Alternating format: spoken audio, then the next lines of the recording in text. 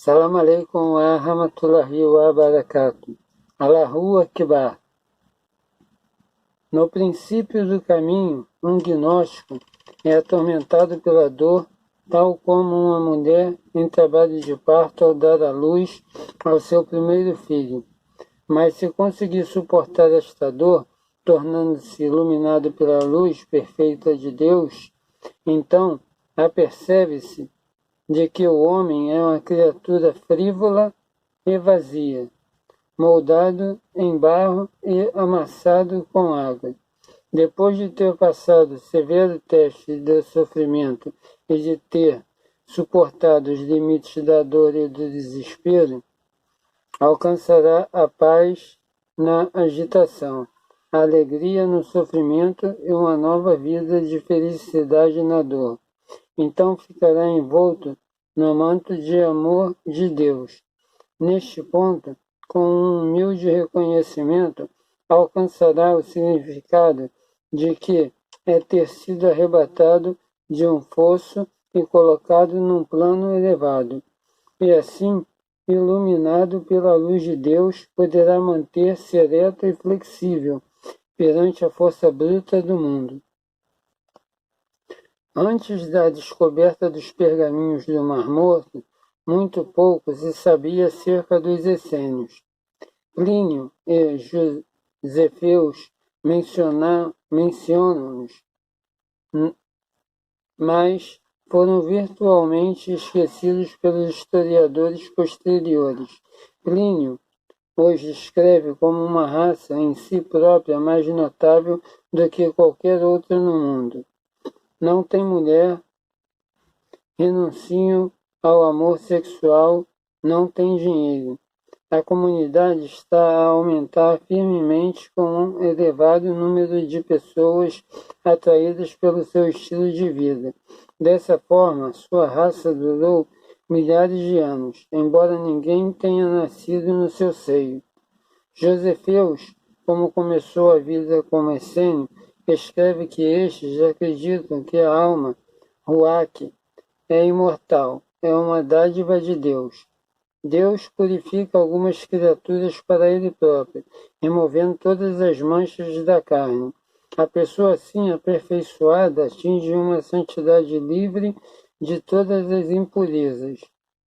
Estes habitantes das cavernas continuaram a levar uma vida que não foi afetada pelas vagas de conquistadores que tantas vezes destruíram o templo e conquistaram os judeus. A sua vida no deserto não era uma fuga à responsabilidade que todo judeu tem de lutar pela pureza da sua religião e de libertar a Judeia da agressão estrangeira. Lado a lado com aqueles que rezavam diariamente e que estudavam as Escrituras, alguns construíram uma força eficiente e não só pregavam a doutrina de Moisés, mas também estavam preparados para lutar pela liberdade de viver de acordo com aquela doutrina. Assim, a luta apenas podia servir ao serviço de Deus, e não para ganhar poder ou consideração pessoal. Os membros dessa força de luta eram chamados de zoletes pelo inimigo. Estavam organizados sob uma bandeira e cada tribo tinha sua insígnia.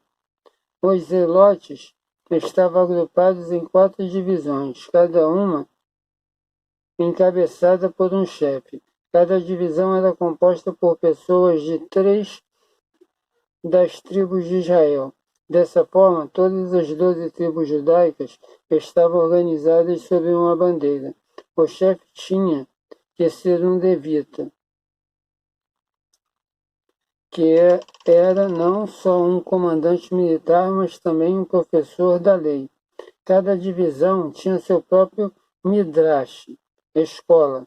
E este levita, para além de executar as tarefas de comandante militar, tinha que dar lições regulares na escola.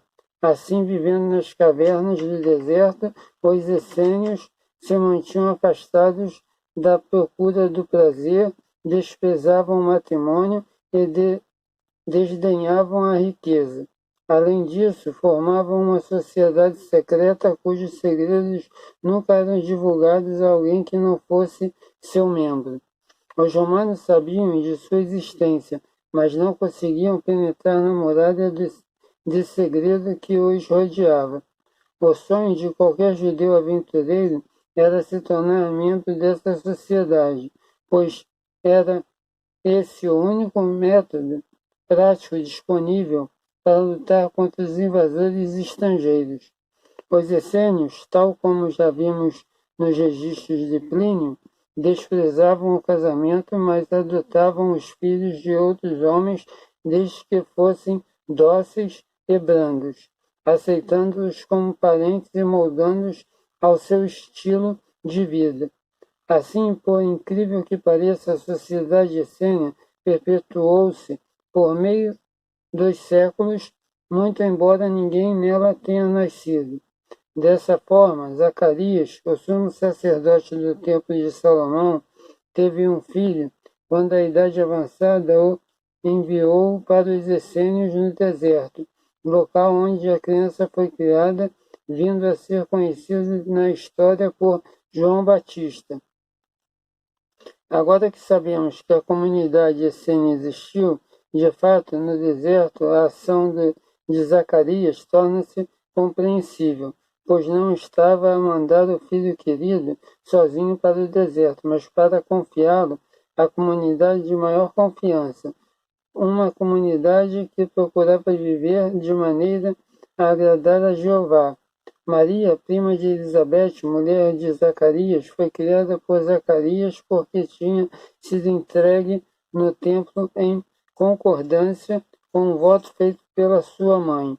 Foi neste ambiente que o nascimento de Jesus teve lugar. Além disso, havia entre os judeus a esperança no Messias, num novo chefe, que seria batizado e anunciado como rei.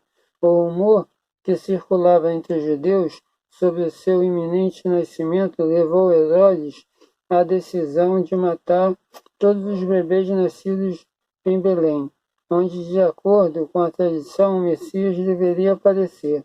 A poderosa sociedade secreta dos essênios foi posta ao corrente por Zacarias, e Maria conseguiu, por isso, escapar às garras de soldados romanos, indo com Jesus para o Egito, onde os essênios tinham outra colônia.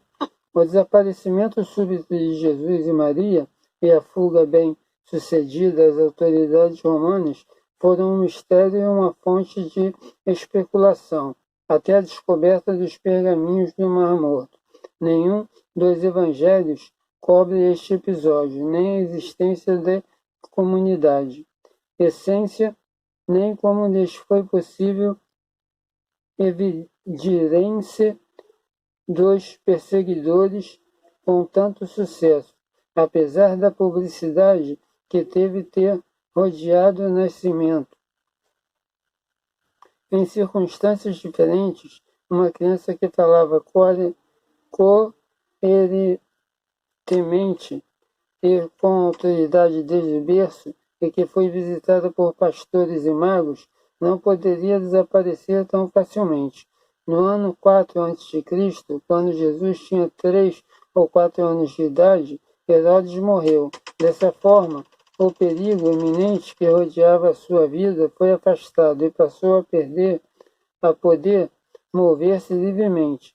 Ao que parece, Jesus foi educado sob a dura disciplina de professores essênios, e sendo um aluno inteligente, aprendeu a Torá muito depressa.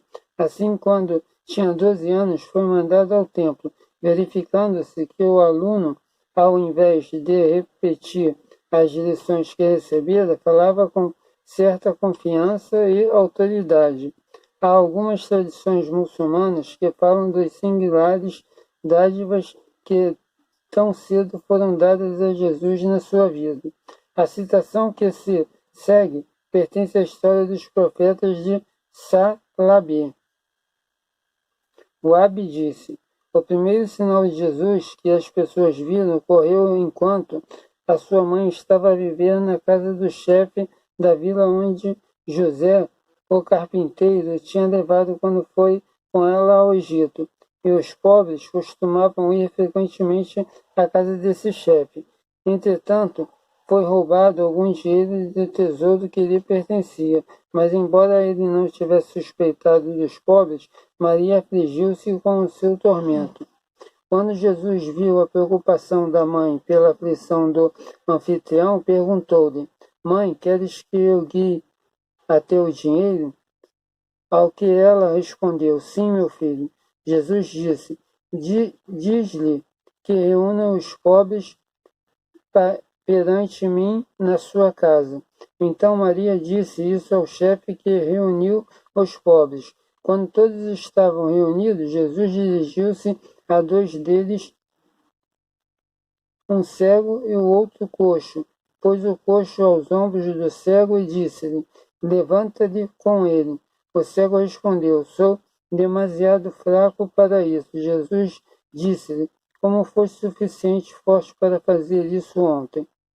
Quando o ouviram dizer isso, bateram no cego até que se levantasse. E quando isso aconteceu, viram que o coxo chegava à janela do tesouro. Então Jesus disse ao chefe da aldeia: Assim conspiraram ontem contra a tua propriedade, pois o cego valeu-se de sua própria força e o coxo dos olhos.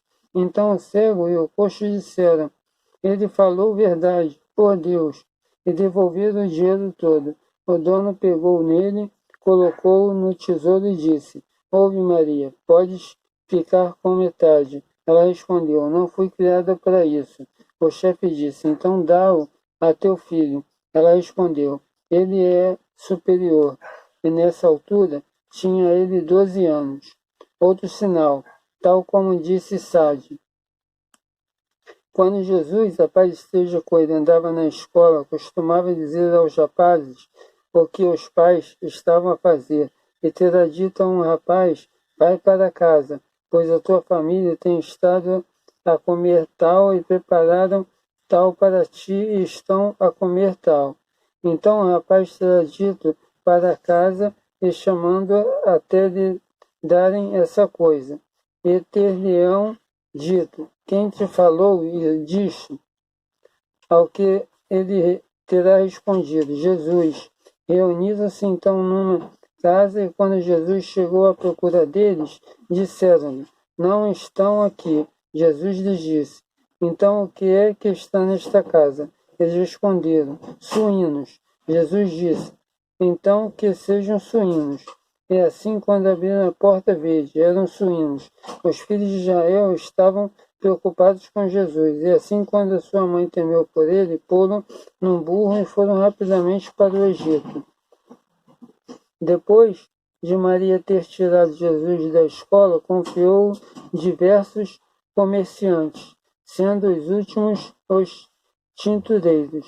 Assim, entregou-lhe ao chefe para que Jesus pudesse aprender com ele. O homem que tinha vários panos para tingir e precisava partir em viagem, disse a Jesus: Aprendeste esse ofício e eu vou partir numa viagem da qual não voltarei, senão daqui a 10 dias. Esses panos têm cores diferentes e marquei cada um de acordo com a cor que deve ser tingido. E, portanto, quero que tenhas o trabalho terminado quando eu voltar. Jesus preparou um recipiente com uma cor, pôs nele todos os panos e disse: Sede, com a permissão de Deus, é o que espero de vós.